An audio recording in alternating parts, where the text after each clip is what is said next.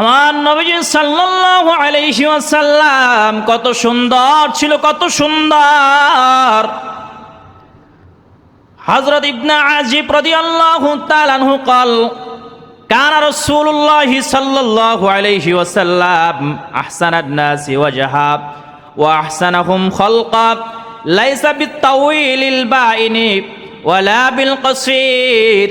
আমার নবীজি সাল্লাল্লাহু আলাইহি ওয়াসাল্লাম কেমন ছিল, দেখতে কেমন ছিল, সূরাত শেকেলে কেমন ছিল, হযরত আজিব রাদিয়াল্লাহু তাআলা আনহু বর্ণনা করেছে রাসূলুল্লাহ সাল্লাল্লাহু আলাইহি ওয়াসাল্লাম মানুষদের মধ্যে সবচেয়ে সুন্দর চেহারার অধিকারী ছিল।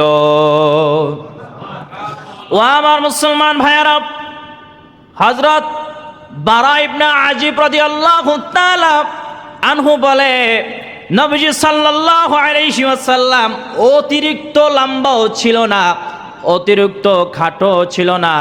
আরেকটি বর্ণনায় পাওয়া যায় হযরত সাহাবা একরামরা বলেন কানা ওয়াজহুহু সাল্লাল্লাহু আলাইহি ওয়াসাল্লাম মিসলাল কমারি লাইলাতাল বদর। নবীজি সাল্লাল্লাহু আলাইহি ওয়াসাল্লামের সৌন্দর্য বর্ণনা করতে গিয়ে সাহাবা একরামরা বলে আমার নবীজি সাল্লাল্লাহু আলাইহি ওয়াসাল্লাম এত সুন্দর ছিল, এত সুন্দর, নবীজির চেহারা মোবারক এত সুন্দর ছিল পূর্ণিমার চাঁদের চাইতো উজ্জ্বল ছিল। জোরে বলেন সুবহানাল্লাহ। আর একটু জোরে বলেন না সুবহানাল্লাহ। হযরত সামুরা রাদিয়াল্লাহু তাআলা আনহু বলেন নবীজি সাল্লাল্লাহু আলাইহি ওয়াসাল্লাম এবং আমি একদিন জ্যোৎস্না রাতে, চাঁদনি রাতে বাহিরে দাঁড়িয়ে আছি। আমার নবীজি সাল্লাল্লাহু আলাইহি ওয়াসাল্লামের শরীর মোবারকে একটু হালকা লাল কালারের একটা চাদর গায়ে দেওয়া আছে। আমার নবীজি সাল্লাল্লাহু আলাইহি ওয়াসাল্লামের চেহারা মোবারকের দিকে আমি তাকাচ্ছিলাম, আরেকবার আমি চাঁদের দিকে তাকাচ্ছিলাম, আর একবার চেহারা মোবারকের দিকে তাকাচ্ছিলাম।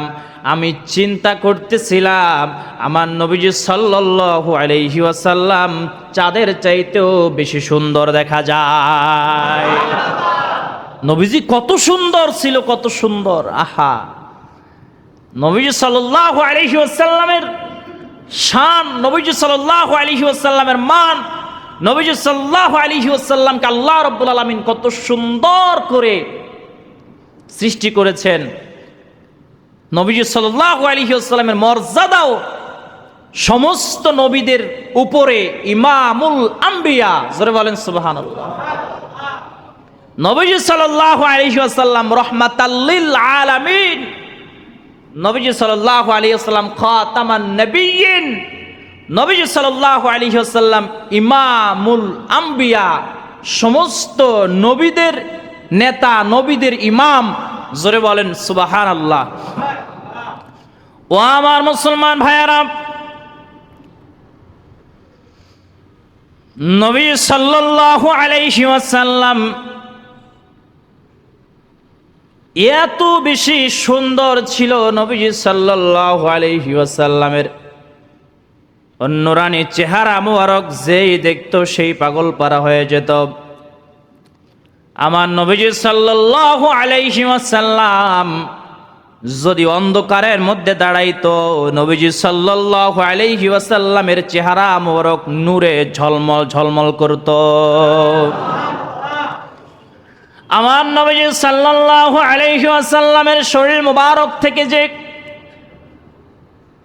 ঘাম মোবারক বের হতো, আমাদের শরীর থেকে যদি ঘাম বের হয় দুর্গন্ধ বের হয়, ঠিক কিনা জোরে বলেন।